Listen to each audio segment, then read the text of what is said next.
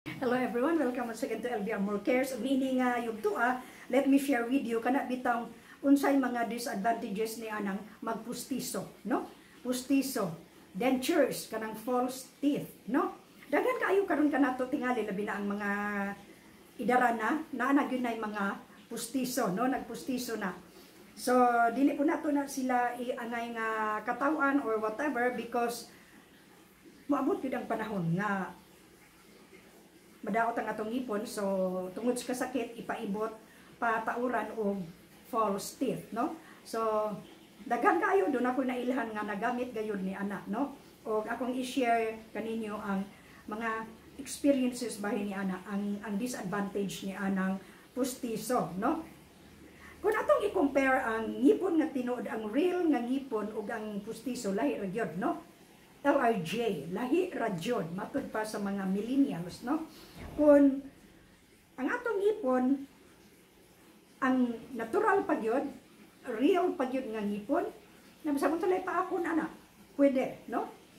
Pwede. Ay pug kumpiyansa ka na uban matipak. Labi nag dili kayo ta maayo sa calcium, kusog sa calcium, matipak sa nang atong ngipon nga tinuod. Dayon, unsa man akong liog nga sakit na kanang kinahanglan nga i-brush na siya kanunay, no? I-brush na to natural. We have to brush our teeth every day aron malikayan ang kadaot ni ini, no? Pero di man sa nato na kuan gyud kana may mga tawo uban nga ligon gyud og ngipon. Nga bisag dili sila ka brush silang teeth ligon gyud, no? And so mo kadto no bisag unsa lay atong paakon ni anang ato ang ngipon kun real gyud kana siya. Nagani uban nga mo iabri sa soft drinks, no? Lain pa kung ang atong ngipon kumpleto pagyod kanang real pagyod siya ng ngipon, no? Kuan kanang natural di wala tay sakit nga bation, dili pud ta sa puton, dibi lalim ng sakitanan og ngipon, no? Dayon maayo kita mo digest. Maayo kita mo usap sa atong ngipon kun sakto pa na siya, no? Puwera lang kun gigutom gigutag maayo dayon dili na to ayo usap tulon kitulon na lang ta, no? Pero usually kun sakto pang atong ngipon natural pagid kana siya, maayo gid na siya kaayo mo mutso, no? Maayo mo usap, no? Mo pinupino gid siya nya with the age ato ang saliva lami gid kaayo ang ato ang pagtulon ni ana nya pagabot sa stomach. Okay gid kaayo ang ato ang tiyan, no? Mo na yung okay ka ba tiyan, no? So, mao kana ang mga advantage ni anang kumpleto pagyud sa ngipon kanang maayo pagyud, no? Apan sa dihan mo abot na ang panahon nga ang atong bag-ang mahurot nagkapudpod. Tungod kay sige kita kaon og mga tamis, mga dulce nga dili din mag-brush sa atong teeth na ato lang nagturo og istorya nga maibot kana siya, maibot. Unya one thing sa panday ana sa true experience kun doon na tayo, buhot sa itong ngipon diri, something, mutabang ang diri. Kung diri na po, diha na, hantong na mahurot din siya, no? So, daghan na walay bag-am.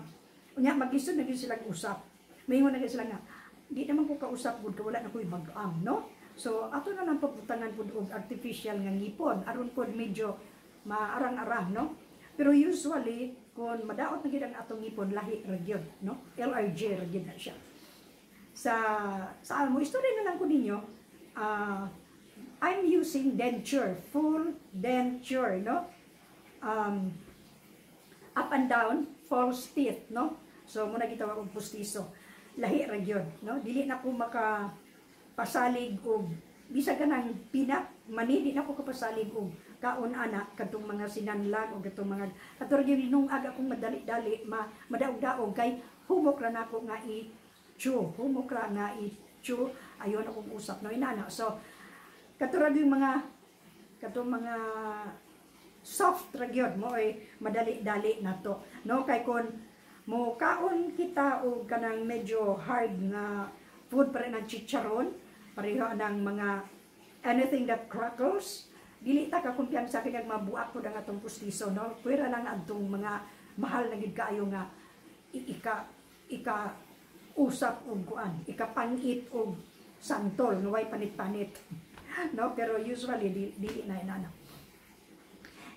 O kung mag false teeth na kita, full denture, kanang kita magpustiso, usa na siya maka-contribute sa kabuhi po, sa acid reflux, no? Or acid indigestion. Tungod kay maglain man ang atong tiyan, kay dili maayong pagkausap. Maglisod na gyud og digest, no? So pag abot sa tiyan, mahago na og maayo ang atong intestine tungod kay wala na to maayong pagkausap. Labi na ng mga karne, kanang mga gahi, wa pud kay maayong pagkalata. Madaot gyud ang atong tiyan, maglain gyud, no? So usa ka na siya sa factor nga nganong mag acid indigestion kita, kana sabi ni saya pa wala ka hilisi, no?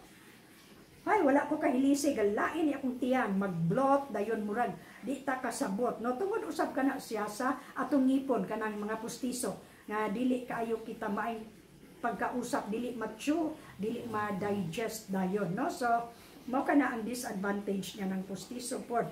Kay, anak rin, sa atong kaon, nga dili kaayo kita maka puwersa gyud og panit, tungod kay mahadlok pud kita maputol. No? And so, lain pa po ni ana nga disadvantage anang pustiso, kanang naagyoy time nga, kana bitaw nga ato ang gum, musakit. Musakit ang atong gum nga, murag, sakit yun. So, usually ana, ang maayong nga buhaton, kwaon ang pustiso, magabii, no? Magabii, dayon, kung nanatong gasakit na bitaw atong gums, inaana mo rin, nagmuhubag ganitin, sakit gyud nga dili na ganita makausap pud kay mo murabag magmurab to siya sa ato ang gum, masama ang atong gum muhubag or maglain sad. So ang solusyon ni ana kanang kwaon siya kada gabi, then maulian na sad the following morning, no? Maulian na pud. So ingon na mo pud na ang mga disadvantages sa mga false teeth o ganang pustiso, no? So, musakit ang gums, then medyo i-adjust nimo siya kay murag ganang itong ang gum nato, murag mo hulpa, erosion, dental erosion, matingali na, or gum baka ngala, no? Whatever. So, ingon ana, so maka-adjust raman sad, so mauli rapod, no?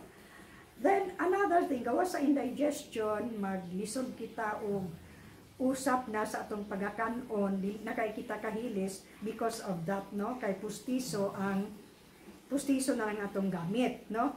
Nay uban wala magpustiso pero wala na puy bag-an. So maglisod gyapon kani atong bag-an mo gini siya para i-chew bitaw nato, no? Para paggamyon kani atong front teeth mo para man bite, no? I-bite ra nato inaana. So bisan pag walay pustiso ang uban pero wala na sila bag-ang, maglisod gihapon sila, acid indigestion gihapon. So ingon na ka importante ang atong ngipon, no? Inaana siya ka importante. Nga labaw sa tanan, nindot sa dang atong smile ko, nindot ang ngipon, no? Ngay uban mahadlok mo maulaw mo smile kay ilang ngipon, dili presentable, dili presentable, no? So karon na mga panahon na nato sa ato ang advanced technology, kaya ra kay na i-improve or pagwapahon, no? Naanay nang gitawag og unsa mga retainer, naanay veneer, whatever, no? So mao kana siya apan usually mao gina siya ang main culprit nga nung usahay mag-suffer kita indigestion, gawas nga nang dili na to may pagkausap, kanang naalagi nga dili na kaayo siya maka pangusog gyud, no? So or naa pa ng mga sa atong gamo sakit pa gyud kana siya usahay, no? Dili pod not at all times pero naay panahon, no? Naay season nga mo kuan gina siya mo maghasol nato pero mo to dali raman sad siya maulian, no? And so usa na siya sa sa ato ang digestive tract nga discomfort, no? Kanang dili ka hilisan, no? So kung magkaon kita ayuhon lang ginatuog chew, no? Aron ma-digest usab siya.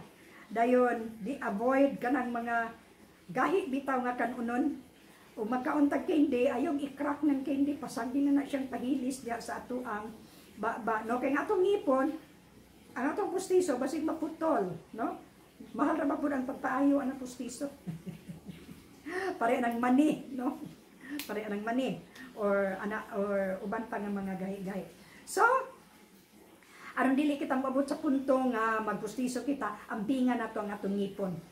Ambingan nato og dunay daot atong ipatreat sa dentist, atong ipaayo, mag-floss, mag-brush every meal. So, ingon na aron dili kita mabot sa punto nga magpustiso kita. Or naman po uban nga nagpustiso tungod kay na dasmag ang ilang ngipon, ang ilang nawong sa whatever na aksidente. So, naharos ang tanang ngipon, so magpustiso, no? Pero mo lagi na, hinayon na lang paggamit siya, aron nindot gyapon ang atong smile, unya, avoid anang mga gahi nga pagkaon, aron dili mag-agwanta ang ato ang stomach, aron si kabuhi, si acid indigestion, dili magsamok-samok kanato. So, mo lang katong atong sharing karon may tungod sa denture, false teeth, or pustiso, whatever, no?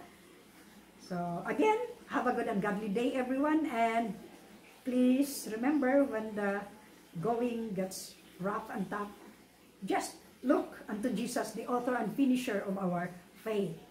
Again, if you like the content, feel free to click the word subscribe and the bell notification for further pahibalo nga naa na pud ko'y gi-upload. Salamat kaayo o hangtod sa sunod.